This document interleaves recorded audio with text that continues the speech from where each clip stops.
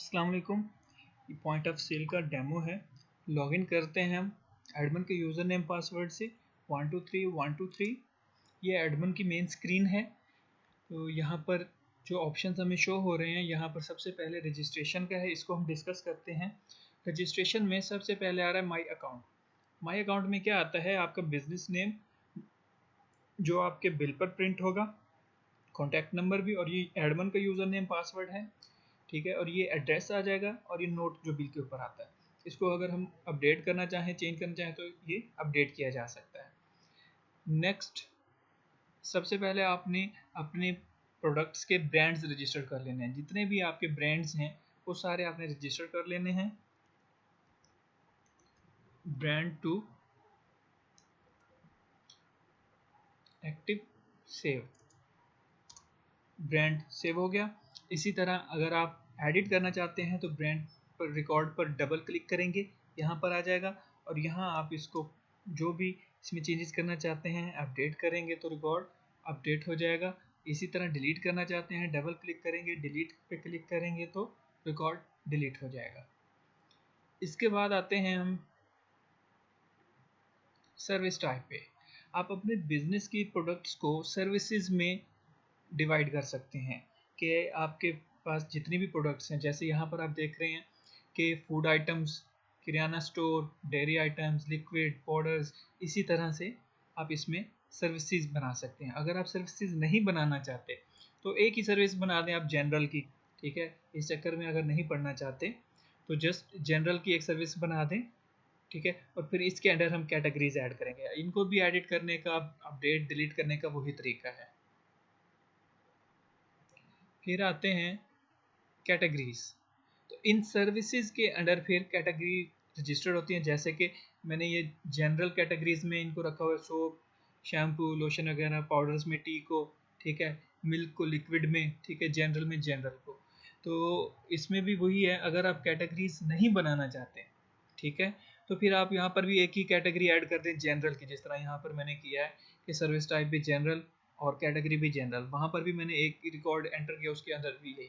फिर इनके अंडर हम प्रोडक्ट्स को रजिस्टर करेंगे। इनको भी अपडेट और डिलीट करने का वही तरीका है। नेक्स्ट आ जाते हैं मैनेज प्रोडक्ट्स पे। तो यहाँ पर हम अपनी प्रोडक्ट्स रजिस्टर करेंगे। प्रोडक्ट आईडी ऑटो आ रहा है, ठीक है। यहाँ पर बारकोड स्कैन होगा। बारकोड स्कैन करने के बाद यहाँ से ब्रांड सेलेक्ट होगा, यहाँ से सर्विस टाइप, और उस सर्विस टाइप के अंडर आप क्या चीज़ रजिस्टर कर रहे हैं, यहाँ पर आपके प्रोडक्ट का नेम आ जाएगा।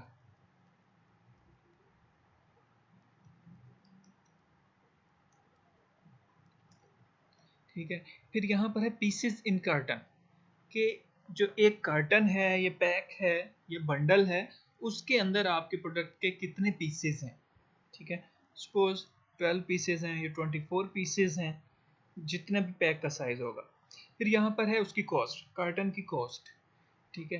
तो जो आपको वो पड़ता है, परचेज प्राइस उसकी कितने की आपको पड़ती है, फर्ज करें 1200 की है, तो इस कॉस्ट वो खुद ही निकाल लेगा। फिर कार्टन की प्राइस, कि आपने पूरा कार्टन जो है, ये पूरा बंडल जो है, पूरा पैकेट जो है, वो कितने का सेल करना है, ठीक है। तो यहाँ पर पीस प्राइस वो खुद ही निकाल लेगा इसके हिसाब से। बट ये जो मोस्टली ये होगा कि आपका जो कार्टन प्राइस है ये है होलसेल के लिए, ठीक है। तो आप उसको रिटेल में कितने का देना चाहते हैं। रिटेल में आपका वो बन रहा है 108 का, लेकिन फर्ज करें वो 120 का रिटेल में सेल करना है आपने। फिर स्टॉक कितना पड़ा है, एग्जिस्टिंग स्टॉक कितना पड़ा है आपके पास, या फिर परचेज के थ्रू भी ऐड किया जा सकता है, ठीक है। तो सपोज हम एग्जिस्टिंग स्टॉक काउंट करके हमने डाला, वो इतने आइटम्स पड़े हैं, ठीक है। लोकेशंस, अगर आपने रैक पर नंबरिंग वगैरह की हो तो किस रैक में ये पड़ा है, या कोई भी आप इसमें हिंट देना चाहें, लोकेशन का, फर्स्ट फ्लोर पे पड़ा है, सेकंड फ्लोर में पड़ा है, या गोदाम नंबर 1 में पड़ा है, गोदाम नंबर 2 में पड़ा है, जो भी इसमें लिखना चाहें। और स्टेटस एक्टिव, सेव करते हैं प्रोडक्ट को, ये सेव हो चुकी, ठीक है। इसी तरह इसको एडिट करना होगा तो आप या तो यहाँ पर इसका आईडी लिखेंगे और शो कर देंगे, या फिर यहाँ पर रिकॉर्ड पर डबल क्लिक करेंगे तो आईडी यहाँ पर आ जाएगा और शो कर देंगे। और इसमें कोई आपने चेंजेस करनी है तो चेंजेस कर सकते हैं। और अपडेट कर दें प्रोडक्ट को। इसी तरह डिलीट करना होगा तो डिलीट हो जाएगी। बट जो प्रोडक्ट्स सेल हो चुकी होंगी या जिनकी परचेज एंट्री हो चुकी होगी वो डिलीट नहीं होगी, क्योंकि उनका अगर यहाँ से हम उनको डिलीट करेंगे तो उनका रिकॉर्ड भी सेल में से भी डिलीट हो जाएगा, परचेज में से भी डिलीट हो जाएगा। तो वो फिर जब हम रिपोर्ट्स देखेंगे सेल्स की तो वो चीज़ें वहाँ से क्योंकि डिलीट हो चुकी होंगी तो हमें रिपोर्ट्स सही नहीं मिलेंगी। इसलिए अगर जो प्रोडक्ट्स सेल हो चुकी हैं अगर हम उनको डिलीट करना चाहेंगे तो हमारे सामने उसका एरर आएगा। ठीक है, हमें वो यहाँ पर वार्निंग देगा कि ये वाली प्रोडक्ट्स इसके रेफरेंसेस पड़े हैं पहले भी। ठीक है, तो इसको हमने रिस्ट्रिक्ट किया हुआ है कि जो प्रोडक्ट सेल हो चुकी हैं वो डिलीट ना हो। हाँ, अब जैसे हमने ये वाली प्रोडक्ट ऐड की है, इसको अगर मैं डिलीट करना चाहूँ तो ये डिलीट हो जाएगा। तो इसी तरह अगर सर्च करना चाहेंगे तो यहाँ पर जैसे जैसे लिखते जाएंगे सर्च होता जाएगा। ठीक है, यहाँ पर क्लिक करेंगे तो ये रेंज हो जाएगा, इस यहाँ पर क्लिक करेंगे तो आईडी के हिसाब से रेंज हो जाएगा। ठीक है, और यहाँ से अगर हम किसी ब्रांड वाइज सर्च करना चाहते हैं, ब्रांड वन, यहाँ पर सर्च पर क्लिक करेंगे तो ब्रांड के हिसाब से सर्चिंग हो जाएगी। इसी तरह सर्विस टाइप से आप सर्च करना चाहते हैं तो जनरल सर्विसेज में आ जाएंगी। कैटेगरी से सर्च करना चाहते हैं तो कैटेगरी से आ जाएगी। ये है रिफ्रेश का, कि आपने कोई नई कैटेगरी ऐड की है। यहाँ से आते हैं मैनेज कैटेगरीज में। ठीक है, जनरल में ही मैं एक कैटेगरी ऐड कर देता हूँ, कैटेगरी वन। क्या आप प्रोडक्ट ऐड कर रहे हैं, आपने देखा लिस्ट में वो वाली प्रोडक्ट कैटेगरी नहीं है तो आप गए कैटेगरीज में से ऐड की और यहाँ पर वो अभी शो नहीं हो रही। ठीक है, जैसे ही मैं इसको रिलोड करूँगा तो देखें ये कैटेगरी वन यहाँ पर शो हो रही है। फिर यहाँ से हम इसका प्रिंट भी ले सकते हैं।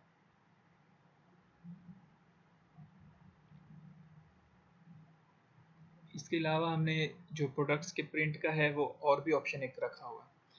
नेक्स्ट जो हमारे पास रजिस्ट्रेशन की टैब में आ रहा है वो आ रहा है सप्लायर्स, कि आपके पास जितने भी जिन पार्टी से आप माल लेते हैं उनका आप यहाँ पर ऐड करेंगे। सपोज मैं यहाँ पर ऐड करता हूँ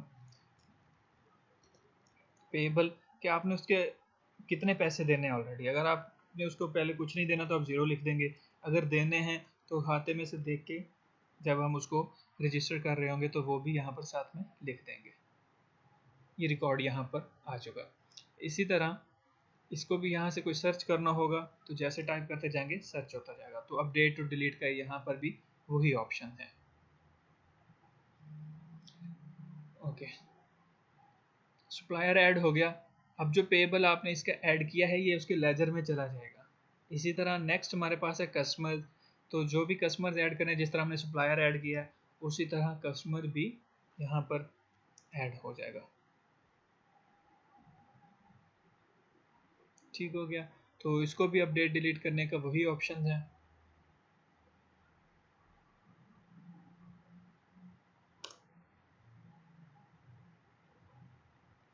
नेक्स्ट हमारे पास एम्प्लॉयज़ हैं, कि जितने भी आपके पास एम्प्लॉयज़ वर्क कर रहे हैं उनके यहाँ पर रिकॉर्ड डालें, सैलरी लिखें उनकी, पिक्चर अपलोड करें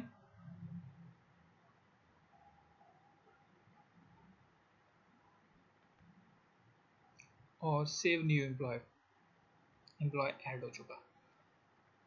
तो इनका भी यही है, डबल क्लिक करेंगे तो रिकॉर्ड यहाँ पर शो हो जाएगा। जो चीज़ अपडेट करनी है वो अपडेट करें और अपडेट एम्प्लॉय कर दें। ठीक है, सैलरी 15,000 आ रही है। नेक्स्ट है कि उन एम्प्लॉयज़ में से आप अपने सिस्टम का यूज़र किसको बनाना चाहते हैं। ठीक है, ये अब एडमिन के अकाउंट्स के क्योंकि हम लॉगिन हैं तो कौन कौन बंदा है जो हमारे सिस्टम को यूज़ कर सकता है। ठीक है, यूज़र टाइप पे हमारे पास दो हैं, यू और ए। यू का मतलब है यूज़र है और ए का मतलब है एडमिन के राइट्स उसको दिए हुए हैं कि जो काम अभी हम कर रहे हैं वो ये वाले सारे काम वो भी कर सकता है। और अगर यूज़र बनाएंगे तो उसकी और स्क्रीन है। अभी हमने ये नया यूज़र ऐड किया है, इसका यूज़र नेम पासवर्ड में ऐड करता हूँ, स्टेटस एक्टिव है और सेव कर देता हूँ। तो ये नया यूज़र सेव हो चुका। फिर हम अपने एक्सपेंसेस, जो डेली के एक्सपेंसेस है वो यहाँ पर ऐड कर सकते हैं। एक्सपेंस का नेम लिखें, अमाउंट लिखें और सेव कर दें तो एक्सपेंस ऐड हो जाएगा। फिर अगर देखना चाहते होंगे तो कोई सी दो डेट्स सिलेक्ट करेंगे तो उसके दरमियान का डाटा यहाँ पर सेव हो जाएगा, शो हो जाएगा। नेक्स्ट जो चीज़ें हैं वो हम यूज़र के अकाउंट से लॉगिन होकर देखते हैं नेक्स्ट वीडियो में। अब हम यूज़र के अकाउंट से लॉगिन करते हैं। जो यूज़र हमने रजिस्टर किया है 147 ये है यूज़र का मेन स्क्रीन। यहाँ पर रजिस्ट्रेशन में अगर हम देखें तो यूज़र के पास जो ऑप्शंस हैं वो सप्लायर को, कस्टमर्स को, ब्रांड्स को और प्रोडक्ट से रिलेटेड जो है वो रजिस्ट्रेशन कर सकता है या एक्सपेंसेस जो हैं वो ऐड कर सकता है। तो एक चीज़ हम पहले देखते हैं कि जो भी हमने नया कस्टमर या नया सप्लायर ऐड किया है तो उसका लेजर के अंदर एंट्री क्या होती है। कस्टमर्स लेजर पहले देख लेते हैं कि ये हमने नया यूज़र कस्टमर इसमें ऐड किया है। तो यहाँ पर जब हम देखेंगे तो उसका रिकॉर्ड में क्या आ रहा है, न्यू रजिस्टर के वक्त उसके ड्यू कितने रह रहे हैं 5000, ठीक है, और पेड में कुछ भी नहीं है। तो जैसे जैसे हम परफॉर्म करते जाएंगे ट्रांजैक्शंस तो ये इस तरह उसका लेजर जनरेट होता जाएगा। और इसी तरह सप्लायर का भी लेजर जनरेट होता है कि जब हमने न्यू सप्लायर को जब रजिस्टर किया है तो फर्स्ट एंट्री उसकी भी यही आएगी न्यू रजिस्टर की, ठीक है। तो स्टार्ट करते हैं हम। सबसे पहले देखते हैं परचेज को। परचेज पे आए तो यहाँ पर ये सिस्टम का इनवाइस नंबर आ रहा है जो हमारे सिस्टम में जाएगा तो उसको ये इनवाइस जो भी अब हम सेव करने जा रहे हैं उसको इनवाइस नंबर 4 लगेगा।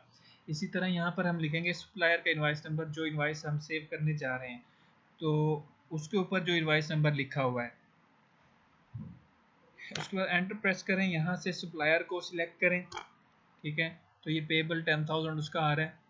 यहाँ से हम अपने प्रोडक्ट को सिलेक्ट करेंगे, एंटर प्रेस किया तो यहाँ पे वो दिखा रहा है पर पैक 50 इसका है पैक साइज।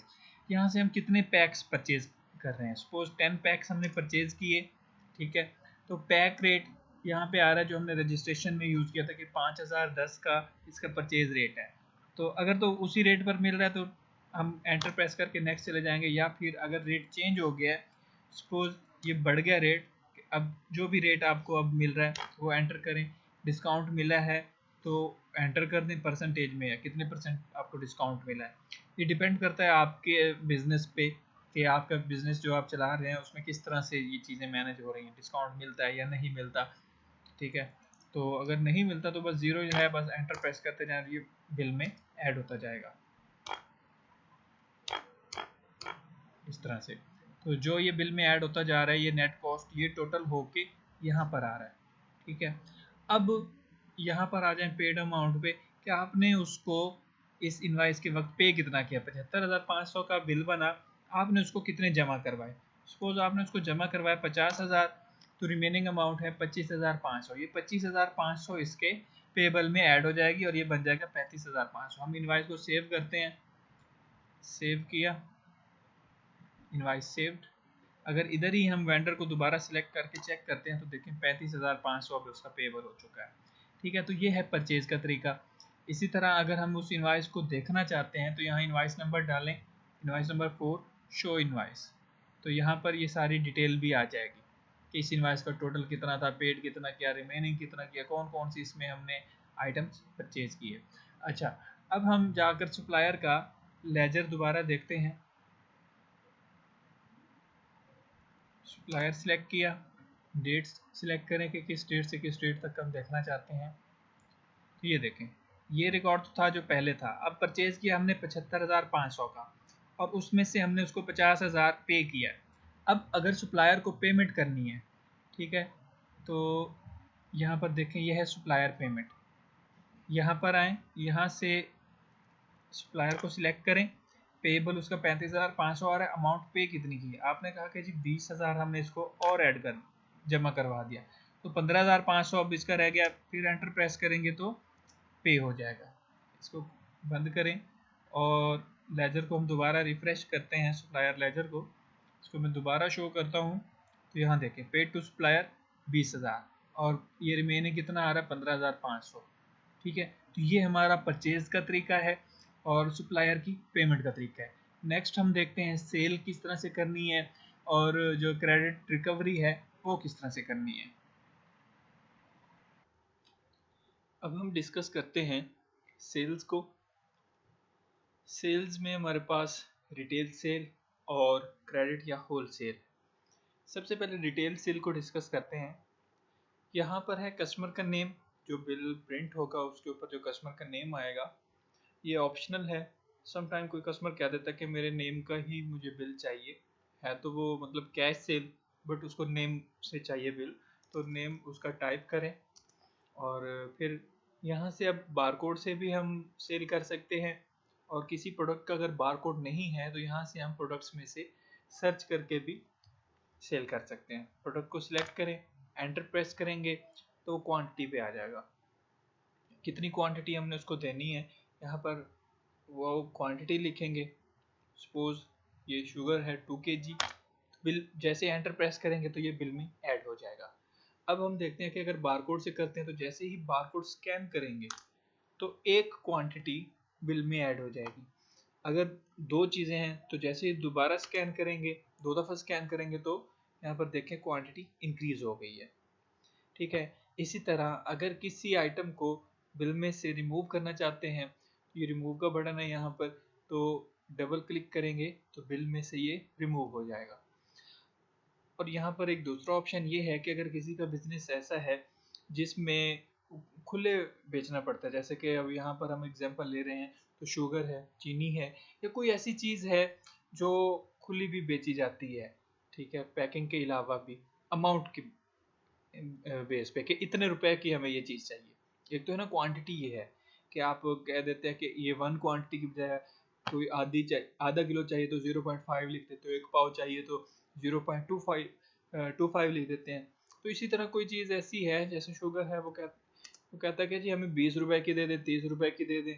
इसी तरह कोई और चीज़ है, आटा है, या कोई भी ऐसी चीज़ है, तो यहाँ पर अगर अमाउंट से इतनी 40 रुपीज़ की चाहिए, ठीक है, जैसे ही एंटर प्रेस करेंगे तो यहाँ पर वो क्वांटिटी बन जाएगी, ठीक है, कि जो यूनिट होगा उसके हिसाब से कि 0.36 ई बिल में ऐड हो जाएगा।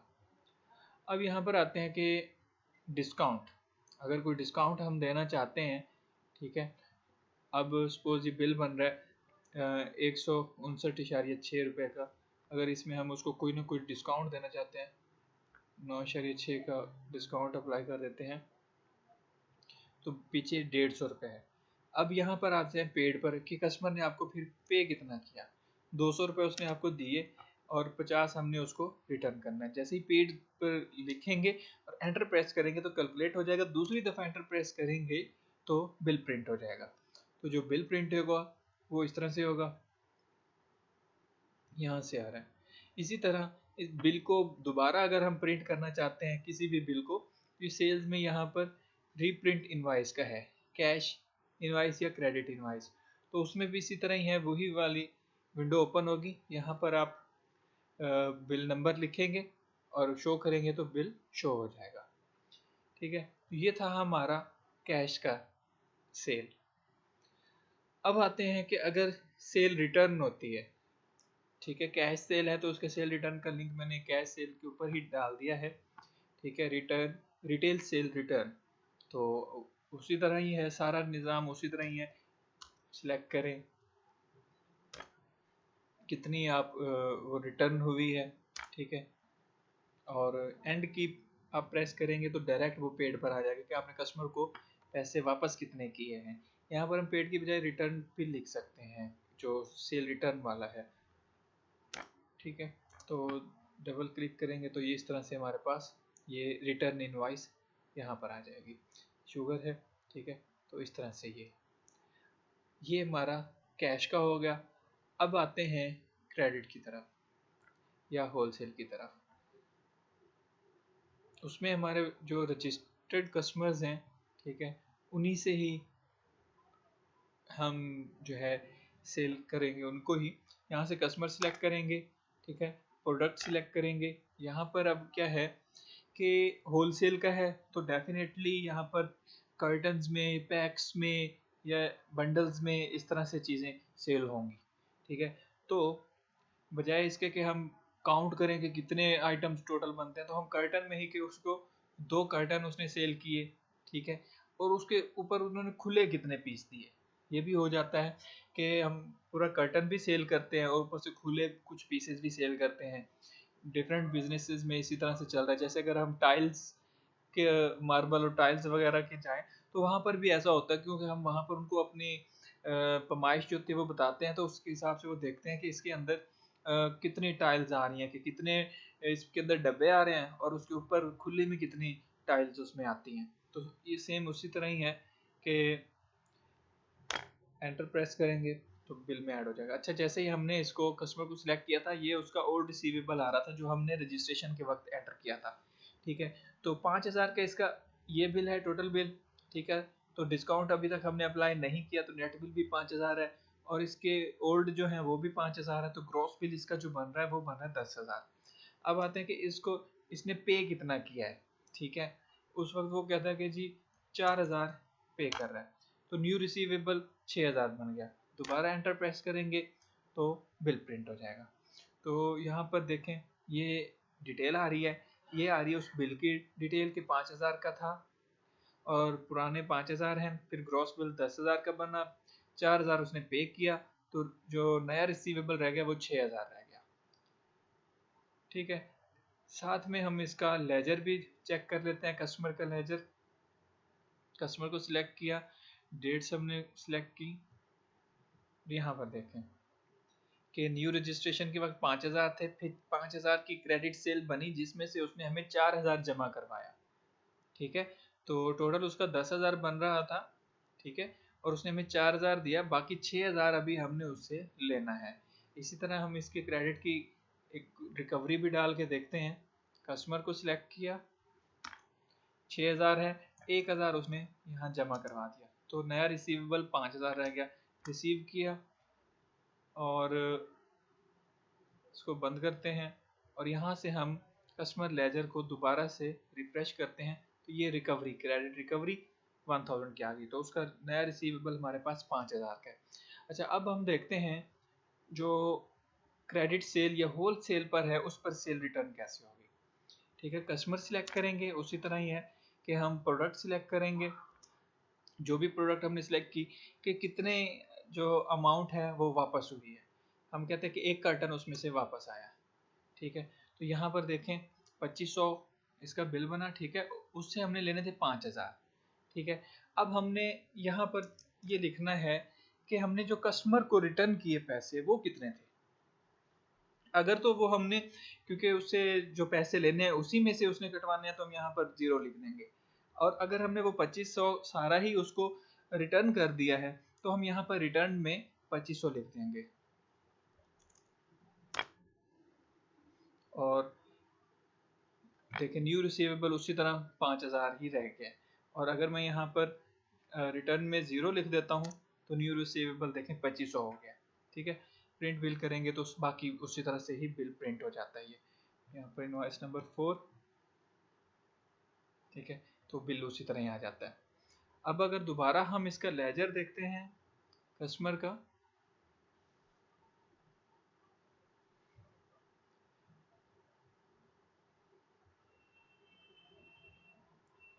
कस्टमर लेजर,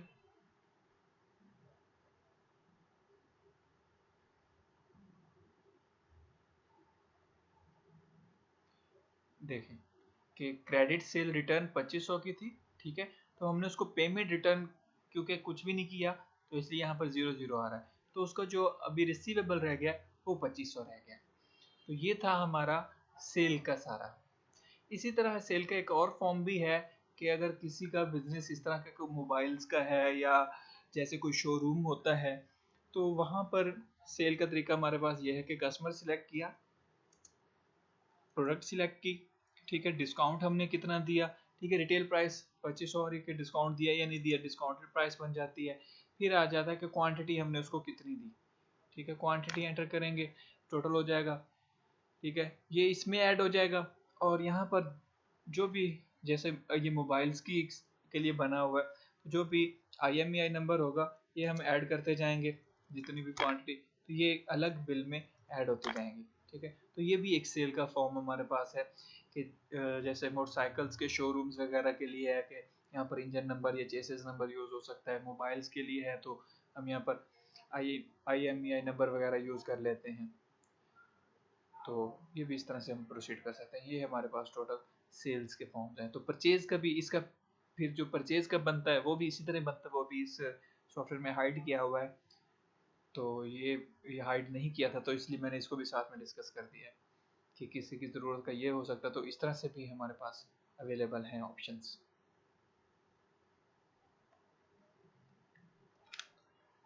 अब एंड में हमारे पास रिपोर्ट्स हैं। तो सबसे पहले हम डिस्कस करते हैं परचेज रिपोर्ट को। परचेज रिपोर्ट हमारे पास दो तरह की है, परचेज डिटेल और purchase invoices report. Purchase detail report को हम देखते हैं, हम दो डेट्स सिलेक्ट करते हैं। तो यहाँ पर आइटम वाइज जो भी हमारे पास हमने परचेजिंग की है, ठीक है, तो उसकी डिटेल आएगी। यहाँ पर ये नीचे टोटल आ रहा है कि टोटल हमने कितने की परचेजिंग की है, ठीक है। ये इनवाइस नंबर आ गया। इनवाइस नंबर 1 में हमने ये चीज़ें परचेज की हैं। इसी तरह फिर जो हमारे पास दूसरा ऑप्शन है परचेज का, परचेज इनवाइसेस रिपोर्ट, इसमें इनवाइसेस की आएगी। ओवरऑल जो हमारी इनवाइस बनी थी 75,500 की, तो वो यहाँ पर शो होगी। तो कोई डेट का इशू है या किसी वजह से वो शो नहीं हो रहा अभी रिकॉर्ड यहाँ पर, बट यहाँ पर इनवाइस नंबर आ जाएगा। यहाँ पर सप्लायर इनवाइस नंबर, किस सप्लायर से हमने ये परचेजिंग की है, कितने की अमाउंट बनी थी, पे हमने उसको कितना किया, रिमेनिंग हमारे पास कितना रह गया था। और इसी तरह सेल्स की भी हमारे पास दो रिपोर्ट्स हैं, सेल्स डिटेल रिपोर्ट और सेल इनवाइसेस रिपोर्ट, ठीक है। कि हमारे पास ओवरऑल जो हमारी प्रोडक्ट्स सेल हुई हैं इस डेट से लेकर इस डेट तक, उनकी क्या रिपोर्ट है, टोटल हमारी कितने की सेल हुई। और फिर यहाँ पर प्रॉफिट की रिपोर्ट भी हमें यहाँ से ही मिल रही है कि हमें उसमें से प्रॉफिट कितना बन रहा था, ठीक है। तो यहाँ थोड़ी सी कैलकुलेशन में गड़बड़ है, वो जो हमने रिटर्न किया है उसका भी यहाँ पर प्रॉफिट कैलकुलेट हो रहा है, प्रॉफिट माइनस में यहाँ पर आना था। तो ये मिस्टेक है जो ठीक कर ली जाएगी। उसके बाद हमारे पास हाँ सेल्स इनवाइसेस रिपोर्ट। तो ये भी उसी तरह से ही है जिस तरह हमने परचेज की देखी है कि उन दो डेट्स के दरमियान में ओवरऑल कि कौन कौन सी इनवाइसेस हमारी सेल की बनी है, कितने कितने की बनी है। ये इस तरह परचेज की भी इसी तरह से ही जनरेट होती है। नेक्स्ट हमारे पास हैं जो लेजर्स की रिपोर्ट। ये हमारे पास ओवरऑल लेजर्स की रिपोर्ट आती है कि इस डेट से लेकर इस डेट तक हमारा ओवरऑल जो इन आउट है लेजर्स का के वो क्या क्या है। लेजर्स हमारे पास कौन कौन से, कैश का है, स्टॉक का है, अकाउंट रिसीवेबल, अकाउंट पेबल और एक्सपेंसेस का है। ये बोनस का इसमें हम यूज़ नहीं कर रहे, ये एक कस्टमर के लिए बनाया था तो इसमें फ़िलहाल हम उसको यूज़ नहीं कर रहे। तो ये बाकी यूज़ हो रहे हैं कि पेमेंट रिटर्न कितने के हुए, कैश सेल, ये सारा यहाँ पर हम अगर जस्ट लेजर वाइज देखना चाहते हैं तो वो भी हमें यहाँ पर शो हो जाएगा कि इस डेट से इस डेट तक का हमारा स्टॉक का इन आउट क्या है, ठीक है। इस डेट से इस डेट तक हमारा जो अकाउंट रिसीवेबल्स हैं उनका इन आउट क्या है, ये भी हम देख सकते हैं। नेक्स्ट हमारे पास जो रिपोर्ट है वो कस्टमर लेजर और सप्लायर लेजर, इनको हम पहले भी देख चुके हैं।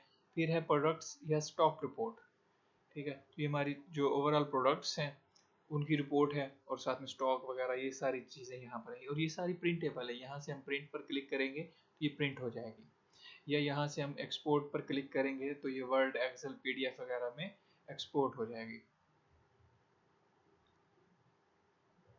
तो नेक्स्ट जो हमारे पास रिपोर्ट है वो है लो स्टॉक रिपोर्ट। तो जो हम प्रोडक्ट्स वगैरह वहाँ पर सेव करते हैं, रजिस्ट्रेशन में जाते हैं, यहाँ से मैनेज प्रोडक्ट्स में मैं किसी प्रोडक्ट का स्टॉक यहाँ से अपडेट कर देता हूँ। हमने इसका रीऑर्डर लेवल रखा हुआ है 50, अलर्ट ऑन। तो स्टॉक क्योंकि पड़ा 2000 तो सब का स्टॉक जो है वो अलर्ट से ज़्यादा पड़ा है, इसलिए यहाँ मैं इसको 20 करके अपडेट कर देता हूँ। जैसे ही मैं इसको अपडेट करूँगा तो उस रिपोर्ट को हम रिफ्रेश करते हैं, लो स्टॉक रिपोर्ट। ये मैं इसको दोबारा ओपन कर लेता हूँ तो देखें इस तरह से ये हमें ये एक रिपोर्ट मिल जाएगी कि हमारे कौन कौन सी प्रोडक्ट्स जो है हमारा जो अलर्ट है उससे उनका स्टॉक लो हो चुका है। नेक्स्ट रिपोर्ट जो हमारे पास है वो है लेजर्स ओवरऑल रिपोर्ट। ये एक हमारे पास रिपोर्ट है जिसमें हम ओवरऑल हम देख रहे हैं कि अकाउंट पेबल हमारा कितना है, कितना डेबिट है, कितना क्रेडिट है, अकाउंट रिसीवेबल, कैश और स्टॉक ये हमारे किस तरह चल रहे हैं। एक्सपेंसेस अभी वो भी इसी में ऐड हो जाएगा।